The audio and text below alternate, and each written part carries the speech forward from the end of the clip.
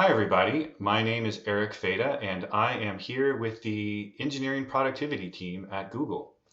And we get to work on some of the tools that help communities like Kubernetes, Istio, and Knative stay productive. Um, I'd like to talk about two of these tools that we work on today, Prow and TestGrid. So Prow is an eventing system that lets you do important activities like continuous integration testing and continuous deployment using some common patterns like GitOps and ChatOps. TestGrid, on the other hand, is a way of visualizing your current and recent test results. This sort of makes it easy to detect patterns in your testing that you might want to investigate further. We're going to talk about both of these tools, of course, and hopefully I'd like you to sort of see what they look like, see how they're useful, understand how we develop and maintain them, and maybe try them out yourself. So let's start with TestGrid. You can see the code for TestGrid over at Google Cloud Platform TestGrid in GitHub, or you can go to testgrid.k8s.io to see our public deployment. When you go there, you will start off by seeing a dashboard, sort of a grid of different dashboards that you can go to, or potentially a group of related dashboards. When you open one of those groups, you will first start out with a summary of that group that's sort of showing you all what's been recently happening with each of those dashboards. Open up a dashboard and you'll get to the summary of all the different tabs of testing that are happening on your dashboard. When you open one of those tabs, you'll get to the grid where you'll see rows of testing flowing down and columns of results flowing to the right.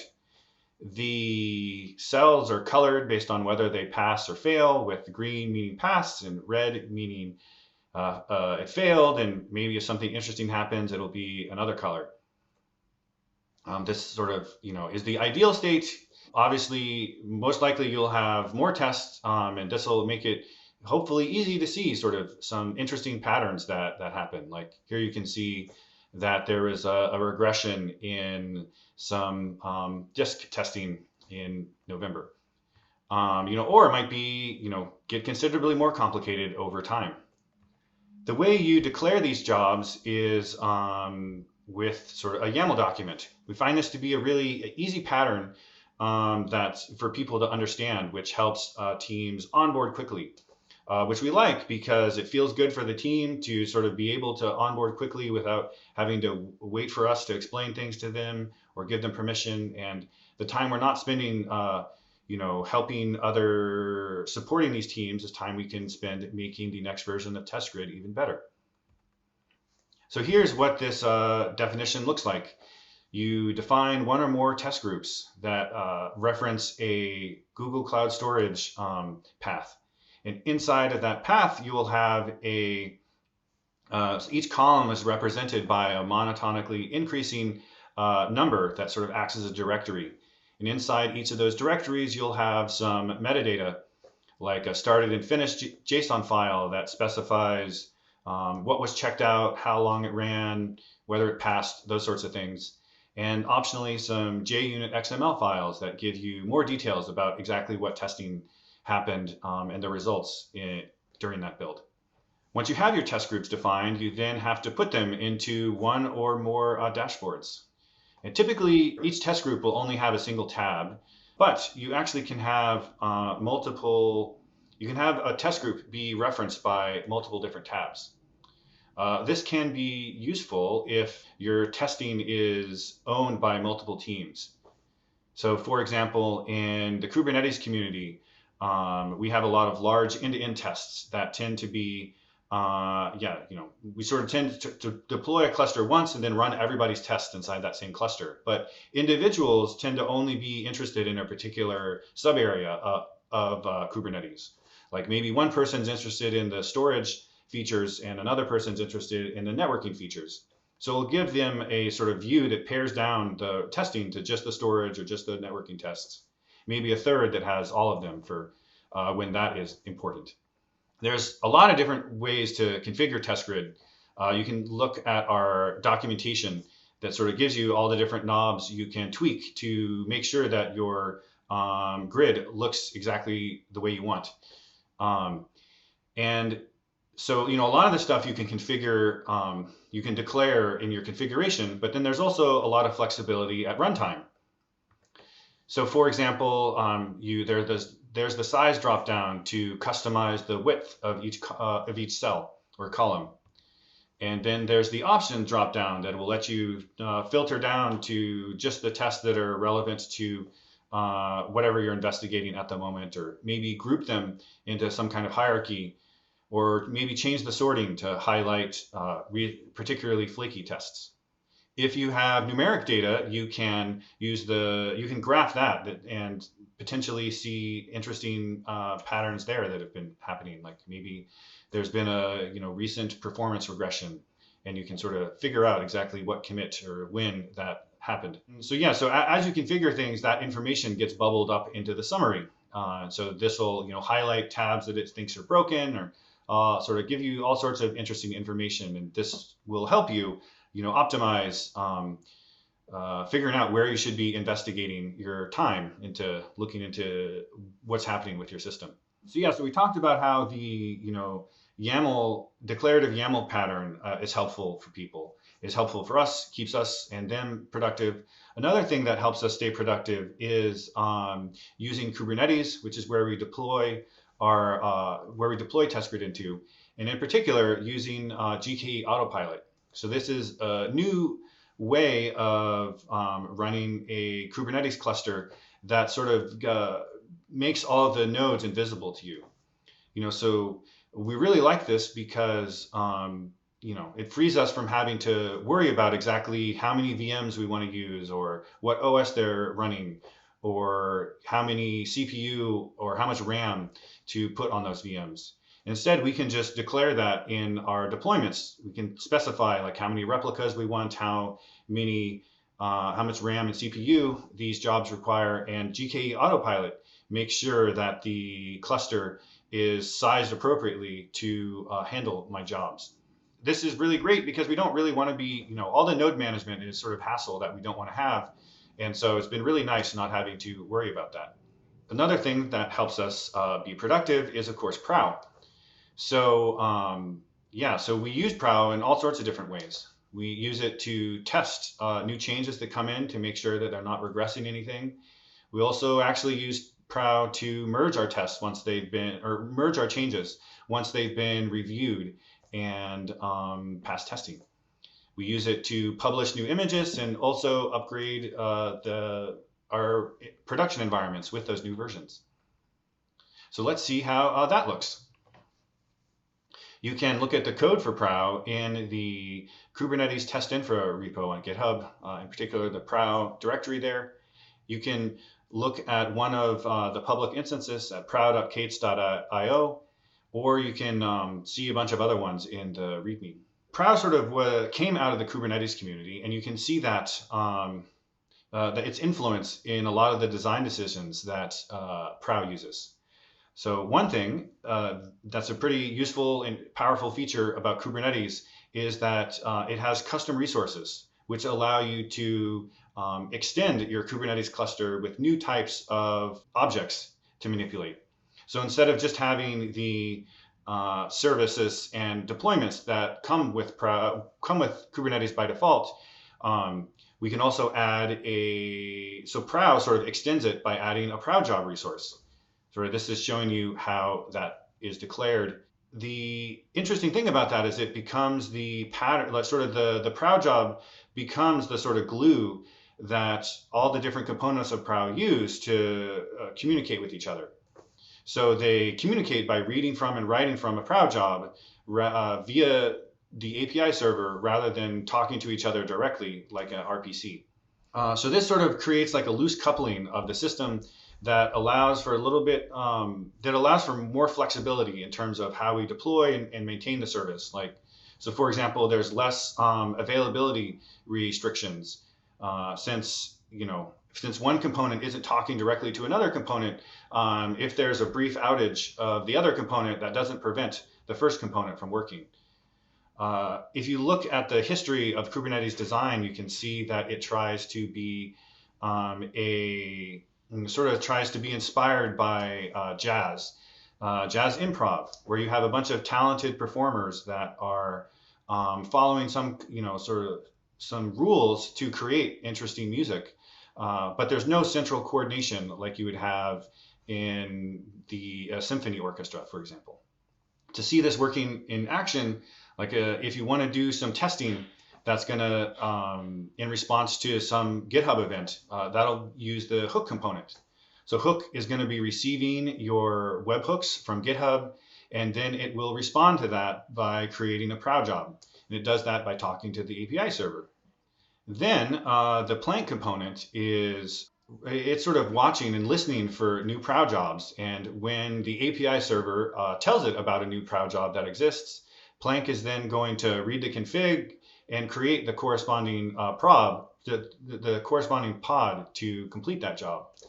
And then it'll update the prow job status to, when the pod starts and finishes, to let everybody else know what is happening there.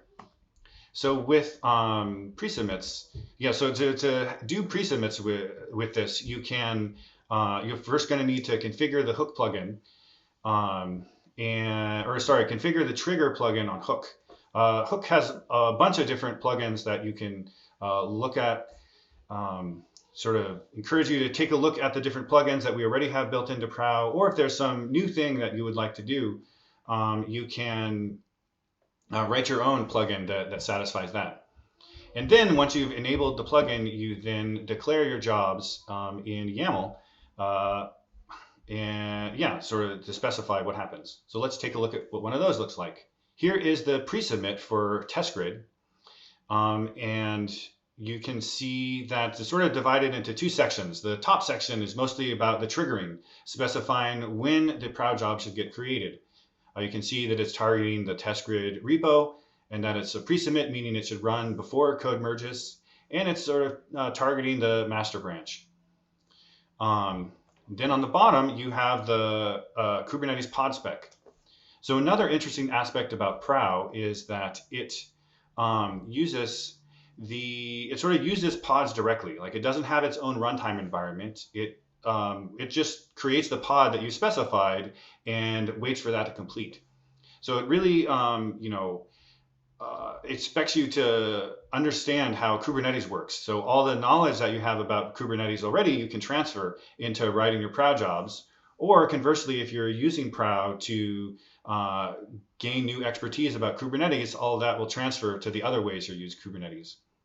But the sort of really simple version is that you need to have a container, and that container will specify a Docker image that provides its runtime environment with all the dependencies your testing needs. And then there's a command that'll be run inside your container. And so Prow expects your command to exit 0 if your testing is successful, and exits non-zero if something failed. So another couple things that help us be more productive is workload identity and decoration. So if you notice, when we declared the pod, we specified a service account to use inside of this job. And workload identity is a GKE feature that allows us to annotate the service account, telling GKE who we want this service account to authenticate to GKE as. And this works really great for us because it allows our code inside our testing to not have to worry about authentication. It kind of just happens automatically in the background via workload identity. And so we can just have our testing, focus on testing, not have to worry about authentication. The other thing is decoration, which is telling Prow that when it creates the pod, it should inject some init and defer containers. These containers sort of run before and after your test containers, and they'll do some common boilerplate work, like making sure that all of your repos are checked out at the right commits. And then it'll also upload the metadata about when it started and when it finished, and it includes a artifact volume where you can copy all of your JUnit XML files into. And Prow will make sure that, or the Prow will make sure in the defer container to copy all those up to GCS. So for things like publishing images or upgrading our cluster, we're going to want that to happen after merging code. So that's going to be a post-submit job, and this sort of gets into the GitOps side of things. But aside from but otherwise it's really very similar to the pre-submit. Here's what it looks like. Instead of a pre-submit, it's a post-submit. But otherwise the trigger is very similar. This is just saying that we want it to run after we merge code. And then if you look at the pod, you can see that it's also very similar, but we've provided a slightly different image to use and running a different command. And also see that we're using a different context. Since this is pushing images that we intend to use, we want it to run as a more trusted user. So we have a different service account. We obviously don't want our pre-submits pushing images.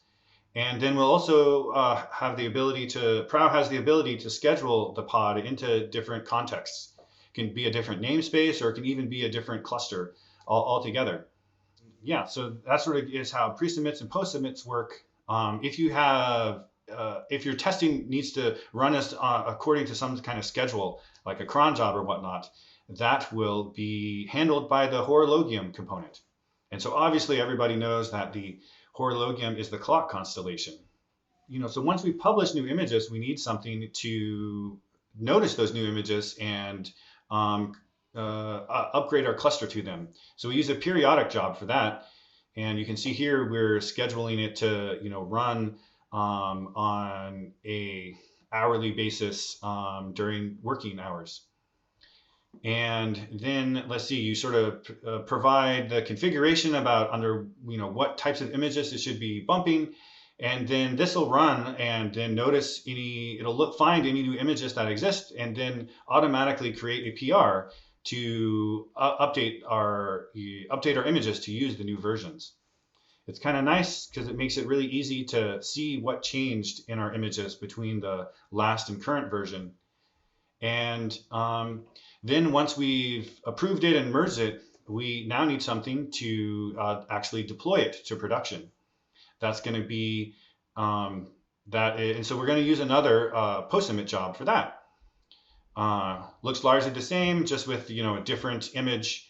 Yeah, but otherwise just another post-submit. So great. So sort of in summary, we sort of showed you how Prow. How we use Prow to test grid, publish it, publish new versions, and then upgrade our cluster. Then we also talked about how test grid can help you visualize testing that has been happening recently for your system and find interesting information. If you are wanting to try either of these things, you can go to our Getting Started Deploy documentation for Prow, and then look at the standalone test grid documentation. If you go to this link here, the testgrid.k8s.io/r/knativeown testgrid, you can see an example of what this will look like. We also have contributing documentation if that kind of thing is interesting to you. We'd love to hear from you, or and so please feel free to reach out to us. You can contact us either via Slack or GitHub. And yeah, so that sort of concludes my presentation of Prow and Test Grid. And so thanks for joining me, and have a great day.